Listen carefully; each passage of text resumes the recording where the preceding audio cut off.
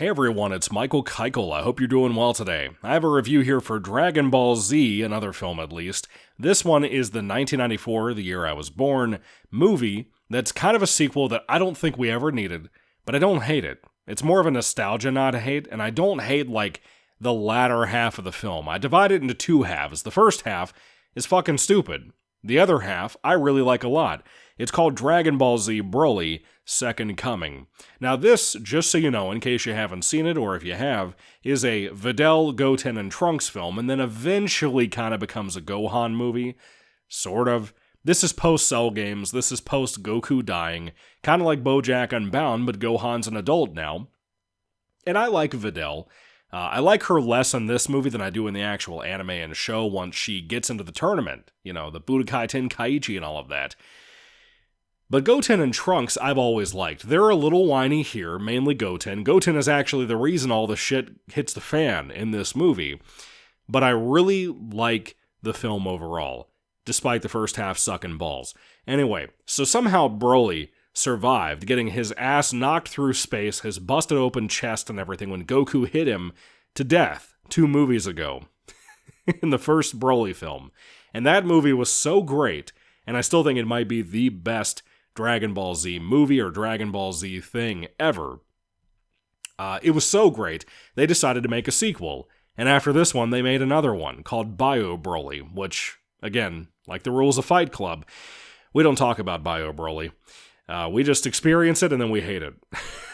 You know. So anyway, I'll talk about that in the next review, but for this one here, we have the second Broly film ever out of the 4, and I like it, but I don't love it. It's obviously nowhere as good as the original movie, and when you compare it to Bio Broly, it's a masterpiece, you know?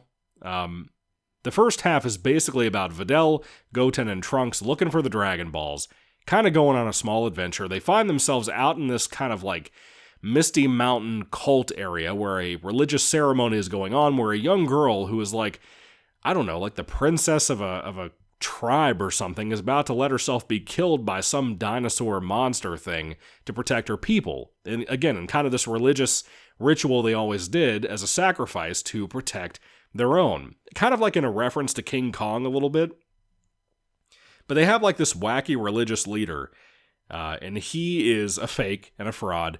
And this film feels a lot like the people making it, commenting on like religion in general. It was a very strange thing as a Christian to watch, despite me saying balls and sucks and whatever numerous times in this video so far. It was a very strange thing as a Christian to watch. But they confront the monster, they kill and then eat the monster that has terrified them for like 50 years or something, 100 years, I don't remember how long it had been, but it's basically a big dinosaur and they eat it. And then, in the midst of trying to capture this thing, Goten was trying to get food, and Videl smacked his hand, or smacked his face, or something like that, and he began to sob.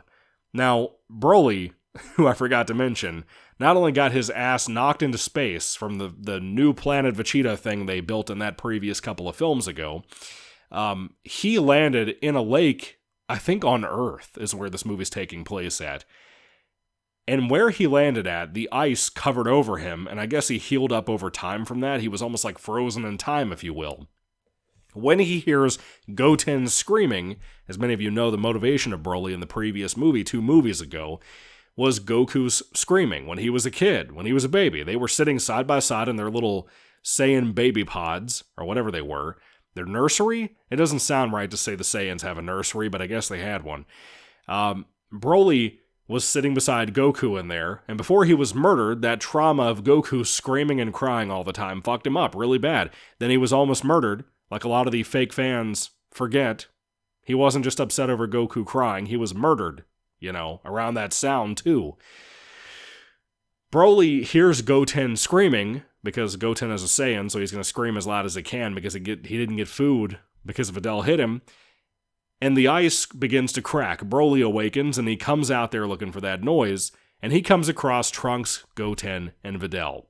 Now, the previous film, with all the struggle everybody went through, you would believe very quickly all 3 of them should be dead. There should be no reason at all that any of them should be able to survive this encounter. There are moments where Broly has Trunks, one leg in one hand, and his head in another, holding him up over his head. There is no reason Trunks should have survived that. They get hit so many times, and if Goku and Vegeta got put down as heavy as they did in that movie 2 movies ago, the OG Broly film, there is absolutely no reason at all that any of these 3 should have survived. When Gohan shows up, and eventually somebody else from the Z Fighters shows up, maybe they were okay and should have survived. Maybe. Mainly Gohan, because Gohan is a Saiyan, and not that Goten and Trunks are, but Goten and Trunks are kids despite being powerful and having abs and shit.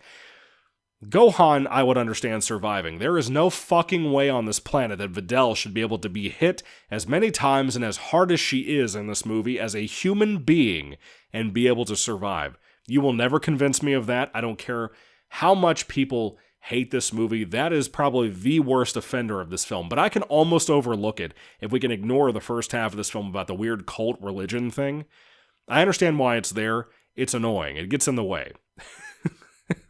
So, I don't hate this film. Despite my opinions and my thoughts so far on it, I actually think the animation's very nice. I think the mountain landscape and stuff they're fighting at, the ice lake, all of that, is very nice. It's a different place to have a Dragon Ball or Dragon Ball Z or whatever movie. Just something different, you know? It reminds me of The World's Strongest, where they had like the ice Antarctic place they had to go to fight Dr. Wheelio, or whatever his name was, the big robot crab guy. I really enjoy parts of this. I think when Gohan shows up especially, it really makes the film better. Gohan is the only one out of this 3 people, well, out of these 3 people, you know, Videl, Goten, and Trunks, that knows who Broly is. They've never heard of this guy, you know? And then you have moments that are just outright so disrespectful, trying to have humor in this film, that they fail at what Akira Toriyama is able to do with his books, with his work in general. They have, at points, the most disrespectful shit happen to fucking Broly of all people. As a fan of Broly, it's insulting. It really is. Now, I will say, too, there's also moments in here that you actually see reused footage. Not only like in, you know, this is what happened once upon a time flashback stuff, but also scenes where like Broly were transformed into his legendary Super Saiyan form, and they clearly used the same Pantera song scene from the original Broly film. Maybe they needed a filler, maybe they ran out of money. I don't know. It works, and if you didn't know, you wouldn't know. But still, it's used, and I have to point it out. So, this movie in particular is actually like 20 minutes shorter than the previous Broly film, which is surprising. It's like 50 minutes on the dot. But again, I like it. The score is not the greatest. From this point on, you don't really have the best music in Dragon Ball. Fusion Reborn is okay, music-wise, but this is not the best. Obviously, this is nowhere close, score-wise or anything. Maybe the animation style is, compared to the quality of something like the previous Broly film or the movie the year before this, BoJack Unbound, which I love deeply. I don't know. Second Coming is a big letdown. In a lot of ways, I do like a lot of things in the film, but it's got a lot of bad, a lot of insulting, whether it be because of Broly, or for Broly, or against Broly, or some of the other characters that had no reason to survive this situation. Because when you watch the first Broly film, our team of people that we love, these heroes, they barely make it out of there, and frankly, they only make it out of there because of complete chance about the planet they're on blowing up. That is the only reason they were able to get away the way they did.